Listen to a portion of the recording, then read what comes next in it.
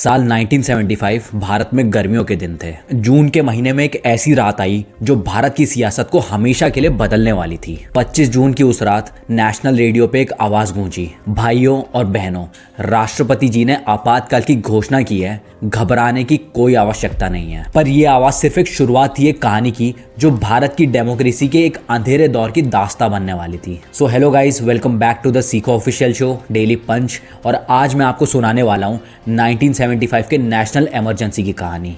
कहानी की शुरुआत करते हैं 1971 के इलेक्शन से। 1971 के जनरल इलेक्शंस में रायबरेली से खड़ी हुई थी इंदिरा गांधी। उनका सामना एक धुरंधर नेता राज नारायण से था, पर इंदिरा गांधी ने यह चुनाव जीत लिया और कांग्रेस ने एक मजबूत सरकार बनाई। लेकिन ये चुनाव खत्म होने के बाद एक जंग शुरू हुई, कोर्ट की जंग।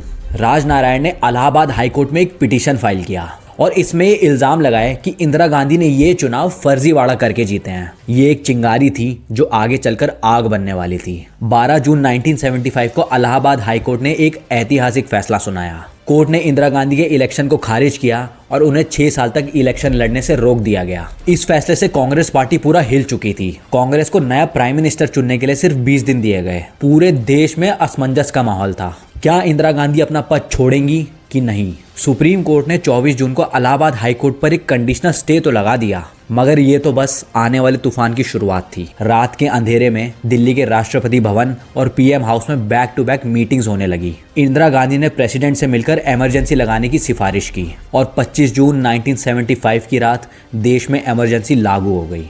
भाइयों और बहनों, राष्ट्रपति जी ने आपातकाल की घोषणा की है। इससे आतंकित होने का कोई कारण नहीं है। आप सभी गहरे और व्यापक षड्यंत्र से अवगत होंगे जो उस समय से रचा जा रहा है जब से मैंने भारत के जनसाधारण के लाभ के लिए कुछ प्रगतिशील उपाय करने शुरू किए। इमरजेंसी लगते ही मानो देश में डेमोक्रेसी का गला घोंट दिया गया। अखबारों पर काली पट्टी लग गई। कोई भी खबर सरकार की अनुमति के बिना छप नहीं सकती थी। जयप्रकाश नारायण, मोरारजी देसाई और अटल बिहारी वाजपेयी जैसे बड़े ऑपोजिशन लीडर्स को जेल में डाल दिया गया। लोगों के फंडामेंटल राइट्स पर रेस्ट्रिक्शंस लगा दिए गए। बोलने की आज़ादी, लिखने और प्रोटेस्ट करने का अधिकार छीन लिया गया। पूरा देश एक पुलिस राज बन गया था जहां हर शख्स सरकार का गुलाम था। इंदिरा गांधी ने कहा कि ये फैसला देश के हित में है और इससे देश में डिसिप्लिन और डेवलपमेंट आएगा। पर माना जाता है कि असली वजह कुछ और ही थी।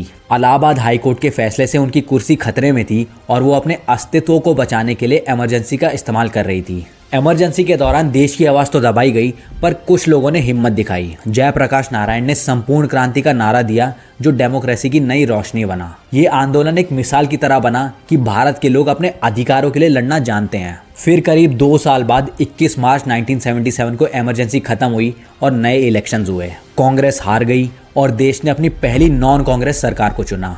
ये एक एग्जाम्पल था कि भारत का लोकतंत्र मजबूत है और कोई भी शक्ति इसे हमेशा के लिए दबा नहीं सकती। 1975 की इमरजेंसी ने ये सिखाया कि डेमोक्रेसी का मूल आधार ही लोगों की आवाज़ है। तो दोस्तों, ये थी ब्रीफ में इसकी कहानी। आपके विचार क्या है? फीडबैक में ज़रूर शेयर करें और ऐसी वीडियोज़ के लिए डेली पंच देखते रहें।